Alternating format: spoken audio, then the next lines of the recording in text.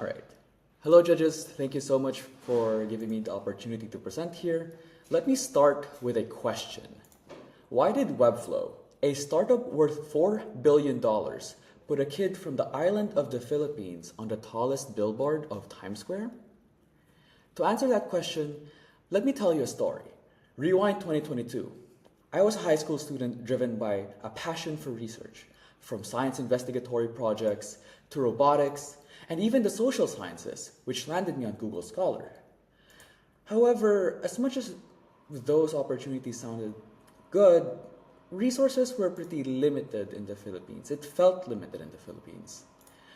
This led me to researching about international scholarships, and as somebody from a third world country, applying already set me back $400, and this is just not even a guarantee of getting accepted in an international university in the US or Canada. Fast forward though, I finally got a full ride scholarship. Well, almost. It was painful. I felt like a failure, and my coping mechanism was to apply to every scholarship possible. However, navigating the application process was a nightmare. The information was scattered, requirements complex, and so I made my own scholarship database. Meet Padayon Ko, a simple list of available scholarships for Filipinos with all the information in one spot. I turned it into an initiative which my high school adopted. So now you have all of the scholarships in one place. One day, somebody messaged me in my initiative and told me about a university. And I got accepted with a scholarship. Partial though, because the first few words that came out of my dad's mouth was sorry, but we can't afford this. So, cue coping mechanisms again. I had to make a website to look for sponsors to even get into the university, and fortunately I did, so the rest was history.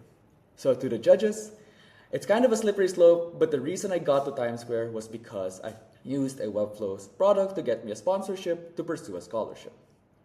That is why it is with pride when I say, hello, my name is Carl Vincent Ko. I major in computer science and minor in neuropsychology at Minerva University, where I study in 7 different countries. The best part is it's not just me. Because of Padayon Ko, many students from my high school get to enjoy international scholarships too. And now the biggest problem on the screen. 3.3 million Filipino high school students forgo college due to financial constraints. This is my working prototype.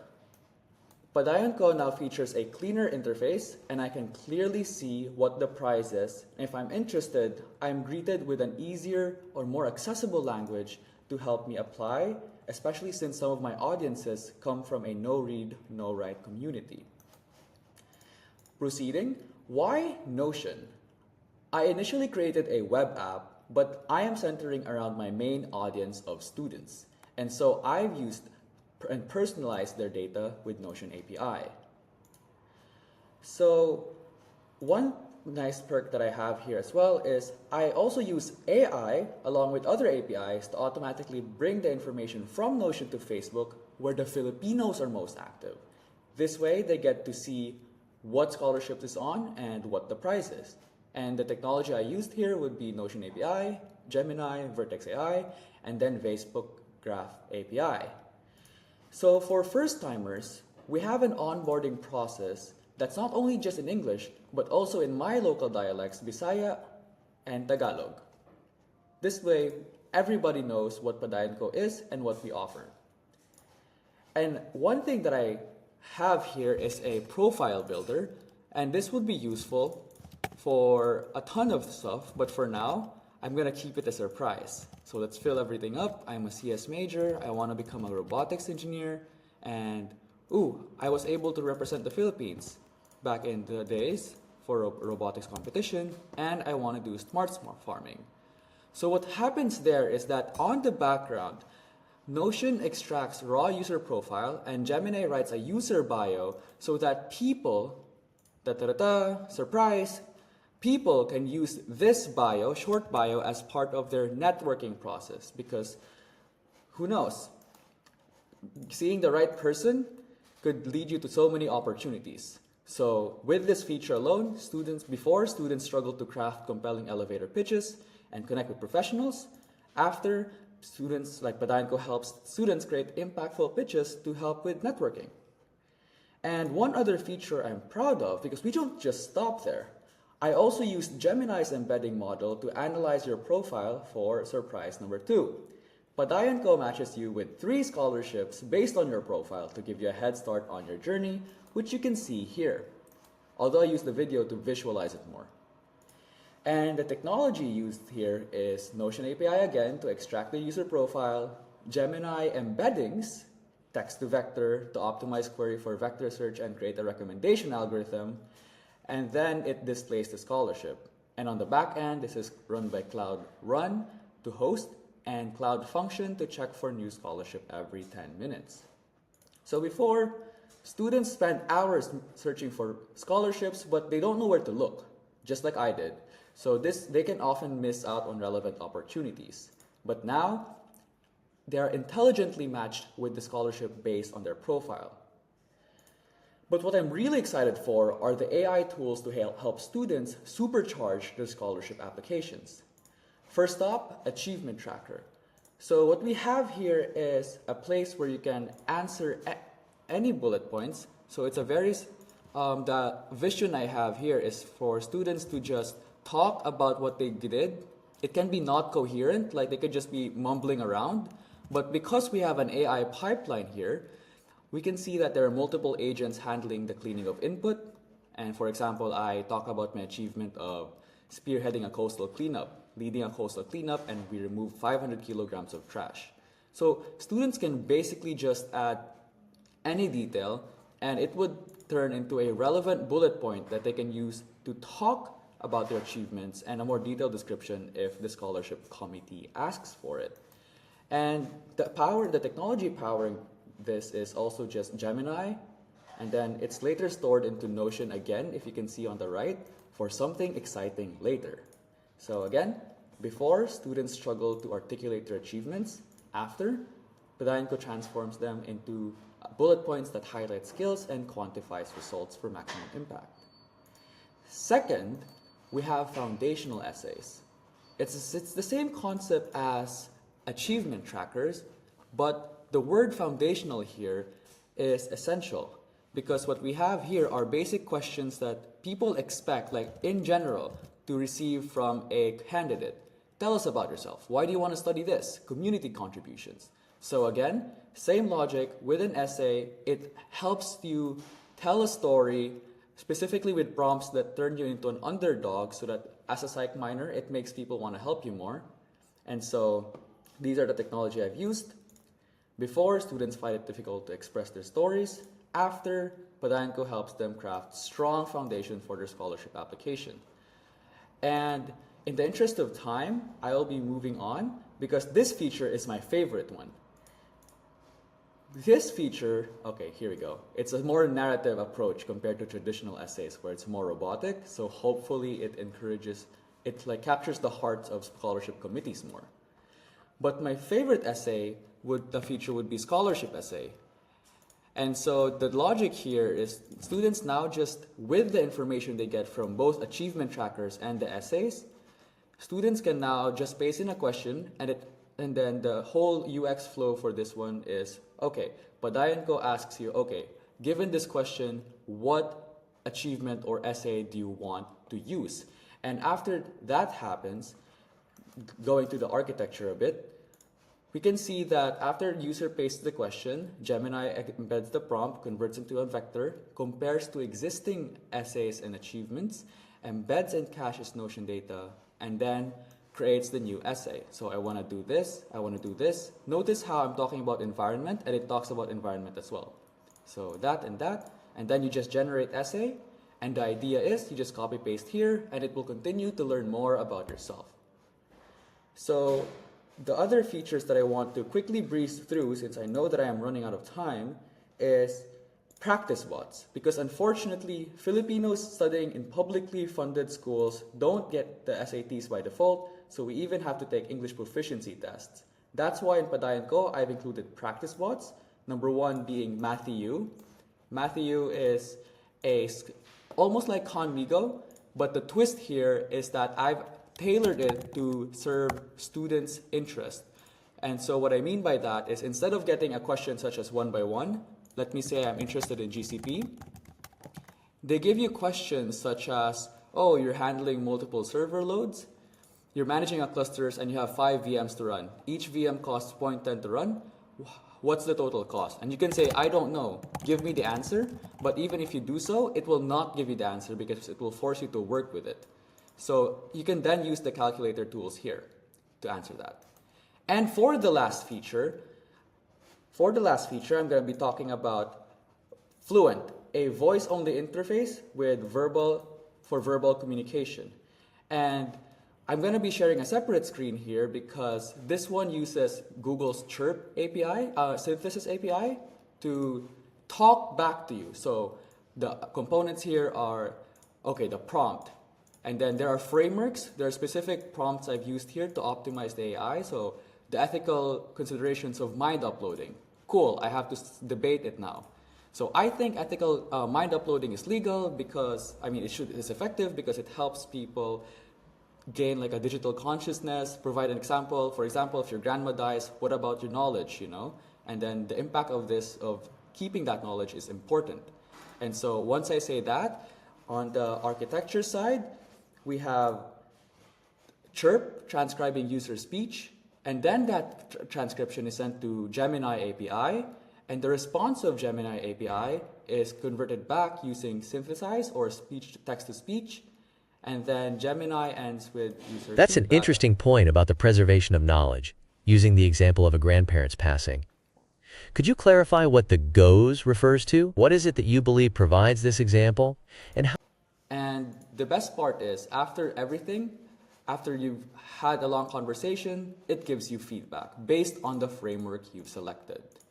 So the impact that I'm expecting to see here would be about 10.3 million students, because there's 23 million students in the Philippines, and we're targeting over 10.3 million junior and senior high school students. This represents a substantial market actively seeking educational opportunities and financial aid. So with that said, here are a few prototype performances which I can revisit during the question and answer, and a lean Canvas summary in case you guys need more context. But what I want to leave with is a reminder. And for that, please allow me to show a video, because Hi, Carl. We have run out of time. I think we should this is the start last with part. From the Philippines, Oh, sorry. our Nobel Prize winner is Juan. Thank you for solving world hunger.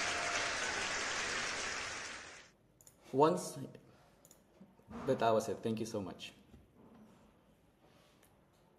One scholarship away, So the social impact of this would be large. With that, I am now ready for questions. Thanks for reminding me, Shweta. Sorry I had to rush, guys. There's a lot to unpack.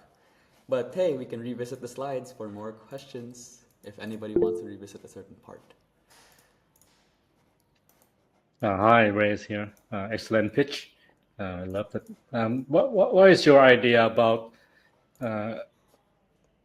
teaching or telling the student how to fish versus giving them the fish? I would believe that this is more of a quantity versus quality type of problem, just like in the job market, because as a scholar myself, I was doing my applications pre-ChatGPT, and what I'm thinking here is that it's the potential of the student that we want to amplify here. So sure, they're still at their baby stages, and sometimes being spoon-fed sounds bad, but if they actually get to focus on studying for their colleges instead of worrying about the cost for IELTS, for example, and everything else, they're positioning themselves to be in a more advantageous setup, because now, instead of worrying about everything else and all the other nuts and bolts in the scholarship application process, they can actually focus on researching the curriculum and seeing if the school they're attending in is what they really want to study. And if I believe that passion drives everyone, And so if they get into the school they want with the passion driving them, they will study just as hard. And my hypothesis would be that once they graduate, they will end up becoming still valuable members of society instead of the whole, okay, I'm given a fish, I'm not going to do anything with it because I'm privileged education. Those are my opinions, but thanks for the question. Thank you. No-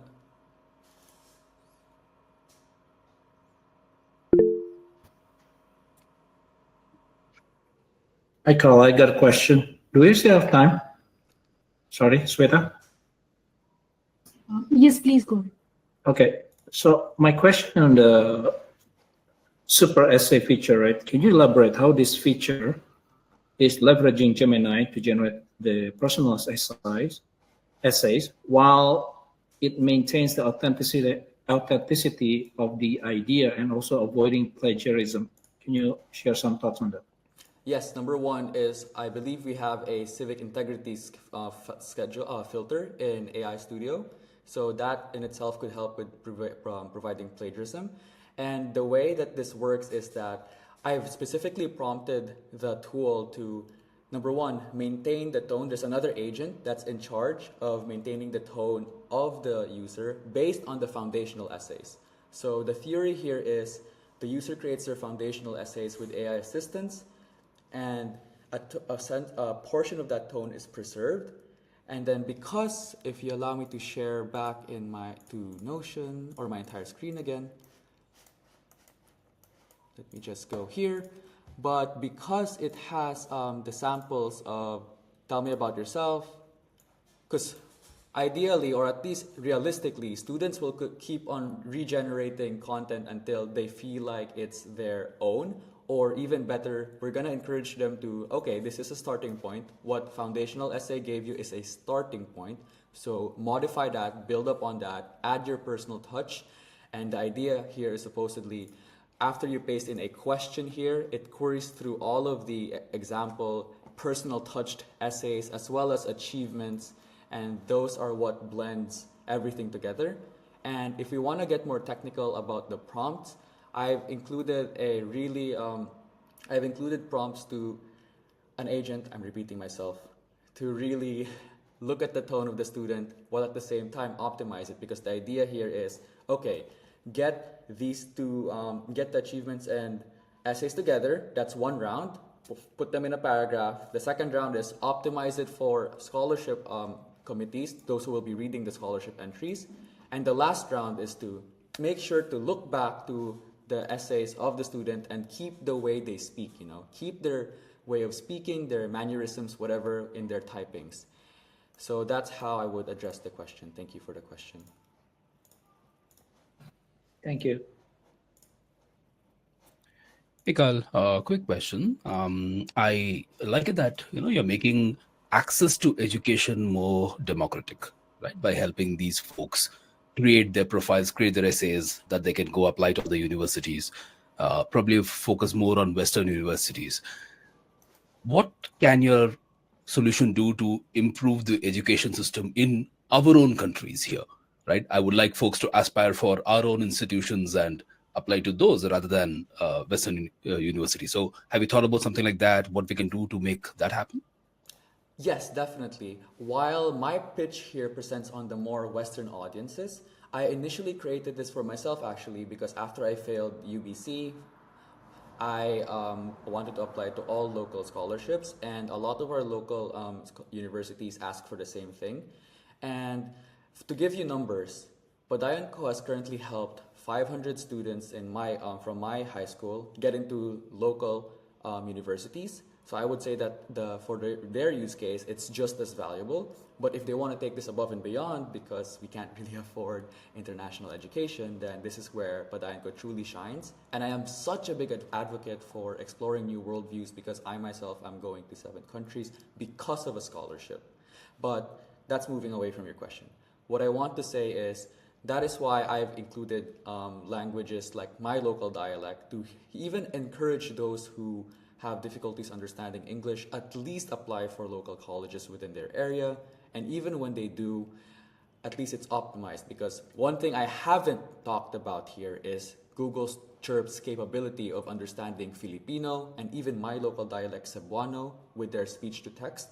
So there's a lot, and the fact that AIs or LLMs in general know how to work with different languages, that's one implicit thing that I didn't really emphasize here because you guys are international folks. But thanks for bringing that up. I really appreciate the question. Thank you.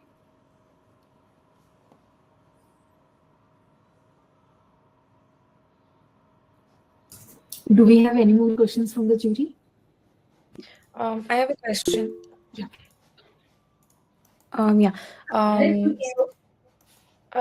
Carl, I just wanted to understand how are you maintaining? I mean, these scholarships that are there, right? How do you maintain this in real time? Is there some external integration, or how do you make sure that all relevant scholarships are available in real time for students? An ideal answer would be to use LLM and web scraping technologies, but I'm gonna be realistic and say, as somebody of my caliber for now, we started Padayon Ko as a group of volunteers looking through scholarships manually, but that's actually one feature we're building towards, an automated LLM style of like gathering of information. But then that's why here in my operating costs, I emphasize team salaries, marketing, devs, and maintenance, because I will acknowledge that a human touch is still needed to verify that it isn't scams. They aren't fake news. And that's how I would answer the question. Oh, got it. Thanks.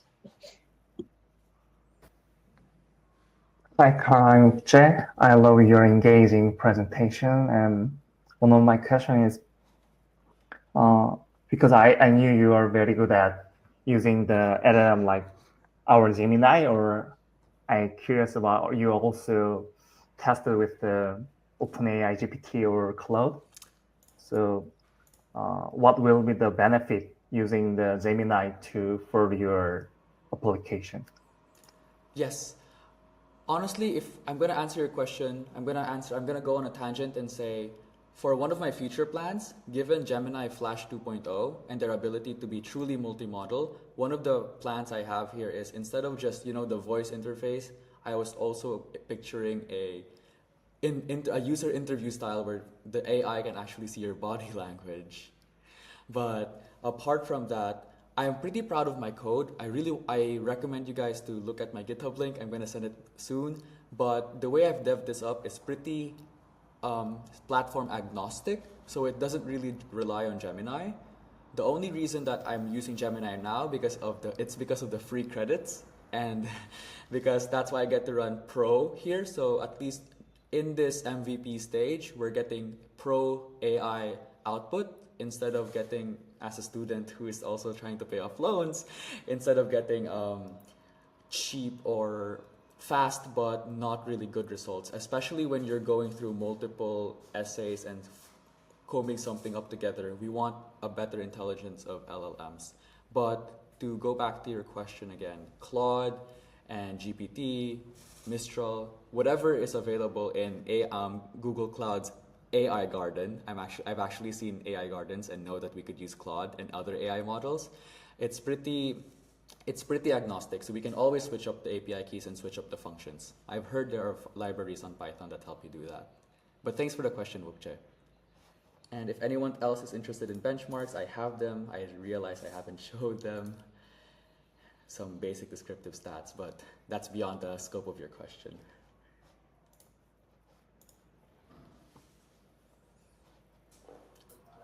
Do we have any more questions? Shall we move on to the next team? Okay, thanks so much, Carl. You can drop off. Thank you so much. I will send the GitHub link and then drop off. Sure.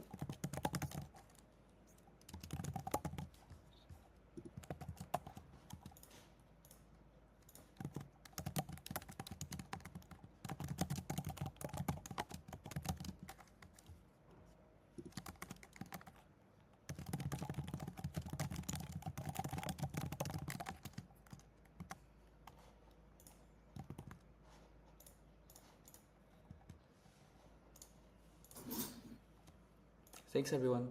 Have a great day.